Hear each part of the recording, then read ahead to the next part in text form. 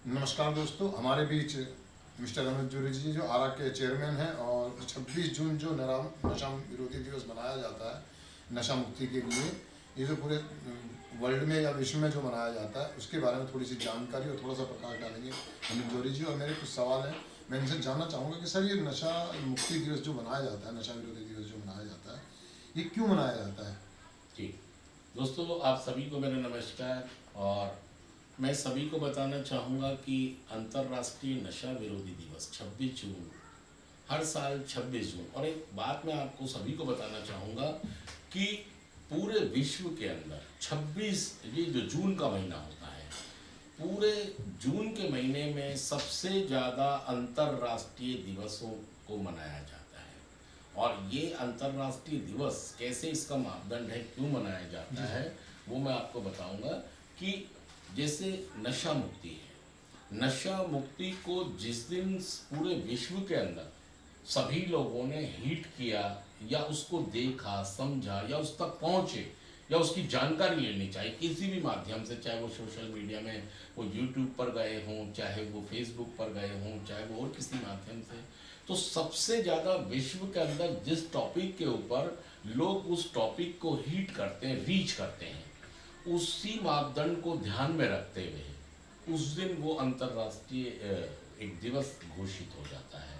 तो 26 जून के दिन सबसे ज़्यादा इस टॉपिक को लोगों ने देखा, सुना, समझा, तो उसी दिन से इस दिन को विश्व नशा विरोधी दिवस के रूप में मनाया जाता है। ठीक है सर। तो सर अब मान लीजिए, तो इसका मतलब ये माना जाए कि हमारे मतलब संसार में, हमारे देश में या हमारी दुनिया में नशे की बहुत बड़ी प्रॉब्लम है, हाँ, या बहुत बड़ी समस्या है ये। अगर आज के टाइम में हम देखें कि नशा हमारे समाज के लिए एक अभिशाप बन गया है। और सबसे बड़ी बात है कि लोग उतने अवेयर नहीं हैं कि जितने उनको होना चाहिए। जो विश्व नशा विरोधी दिवस को सेलिब्रेट करते हैं, वो इसलिए करते हैं कि लोगों को एजुकेट किया जाए, लोगों को अवेयर किया जाए, लोगों तक पहुंचा जाए जिनको जानकारी नहीं है। जैसे WHO ने ये बोला कि नशा एक आदत नहीं है, नशा एक बीमारी है, लेकिन ये बहुत सारे लोगों को नहीं मालूम कि नशा एक बीमारी है। जबकि WHO ने 1964 में इसको एक बीमारी घोषित कर दिया। बिल्कुल। लेकिन लोगों को नहीं मालूम। तो ये जो दिवस मनाया जाता है, तो इस दिन बहुत सारे NGOs, बहुत सारे समाजशास्त्री, professional psychologist, MSW, master of social work, इनका बहुत बड़ा योगदान रहता है कि वो नशा मुक्ति के लिए बहुत सारे प्रोग्राम्स करते हैं, ताकि वो बहुत सारे लोगों को अवेयर करें, एजुकेट करें, एजुकेशन दें, इंफॉर्मेशन दें, उन्हें कम्युनिकेट कर पाएँ। और इसके अलावा जितनी भी सोर्सेज, रिसोर्सेज नशा मुक्ति के लिए काम करती हैं, उनको मोबिलाइज किया जाए, उन्हें बहुत जन तक फैलाया जाए और बहुत सारे माध्यमों से फैलाया जाए।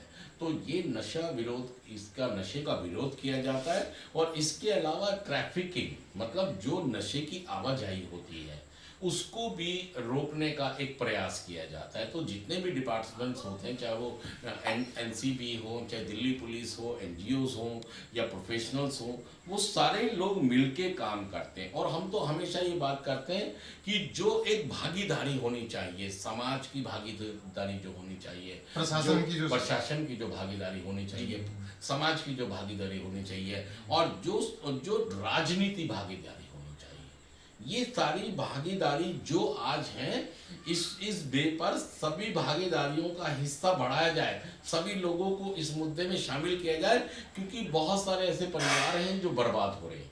तो ये जो कार्यक्रम है इसलिए होता है कि हम जन जन तक पहुँचे, हम जन जन तक। और मैं तो ये कहूँगा कि जितनी भी राजनीतिक पार्टियां हैं, उनको करना ये चाहिए कि वो अपने जब चुनावी घोषणा पत्र वो बनाते हैं, तो उनको नशा मुक्ति को शामिल करना चाहिए। जी बिल्कुल। और इस बात की उनको भी चर्चा करनी चाहिए कि हाँ, नशा मुक्ति एक समस्या है, एक बहुत बड़ी समस्या है। जब TB के पेशेंट के लिए, HIV एड्स के पेशेंट के लिए, या हेपेटाइटिस, बहुत सारे मरीजों के लिए बहुत सारी पेंशन हो सकती है, जो रिकवरिंग एडिक्ट होते हैं, इनके लिए क्यों नहीं नीतियाँ बनती हैं। तो ये सारा जिक्र इसमें होना चाहिए, जितनी भी पार्टियाँ आती हैं, कि वो नशा मुक्ति को एक बहुत मुद्दे के तौर पर अपने मैनिफेस्टो के अंदर उन्हें जोड़ना चाहिए कि हम इसके मुद्दे के लिए अलग से काम करेंगे। मैं आपकी जानकारी के लिए बताना चाहूँगा कि सरकार हमेशा एक राष्ट्रीय पुरस्कार देती थी जो लोग नशा करते थे, जो पूर्व व्यसनी थे, उनके लिए 2012 में उन्होंने शुरू किया था कि इनको हम अवार्ड देंगे, नेशनल अवार्ड देंगे, राष्ट्रीय जी, मेरा पुरस्कार भी यही देंगे। सवाल था कि जो जी। लोग नशा मुक्त हो जाते हैं, जो अपनी जिंदगी में वापसी करते हैं, उनके लिए प्रशासन या सरकार का क्या रोल है, क्या भूमिका, वो क्या करती है उनकी? नहीं, सरकार की नीतियां हैं, ऐसा नहीं है कि सरकार के पास नीति नहीं है या सरकार के पास उनके लिए स्कीम्स नहीं है। बहुत सारी स्कीम्स हैं, नीतियां हैं, बहुत सारे काम होते हैं, बहुत सारे चलते हैं, लेकिन मुझे लगता है कि जितनी चीजें हैं वो कम है, क्योंकि इसके अंदर रिकवरिंग एडिक्टों को शामिल नहीं किया जाता है। जी, जब तक रिकवरिंग एडिक्ट्सों को सरकार अपनी नीति में शामिल नहीं करेगी, अपने सारे प्रोग्राम्स में शामिल नहीं करेगी, तब तक वो रिजल्ट नहीं मिल सकते जो मिलने चाहिए। एक रिकवरिंग एडिक्ट्स को आपको आगे लाना होगा, उसे शामिल करना होगा, उसकी उस अहमियत को समझना होगा कि उसने नशे पर जीत हासिल की है और इसका न्याय उसको मिलना चाहिए। उसके जो जिंदगी के जो नशा करते हुए समय खराब हुआ था, वो उसका कौन जिम्मेदार है, जबकि वो बीमार था। तो अभी सरकार को उनको वो हेल्प करनी चाहिए, करती है, लेकिन उस तरीके से हेल्प समाज को और जी, प्रशासन बिल्कुल। को उसको सपोर्ट चाहिए। बिल्कुल। और अभी जो हम एक नया शब्द जो आ रहा है, कोरोना काल है, हाँ जी, न्यू नॉर्मल, जो यूरोपियन कंट्री है उन्होंने एक शब्द दिया है न्यू नॉर्मल। तो न्यू नॉर्मल में हम इस बात पर भी प्रकाश डालेंगे कि समाज की बहुत ज़्यादा बदलाव आएंगे आगे। जो कोरोना के बाद समाज में चीज़ें होने वाली हैं वो बहुत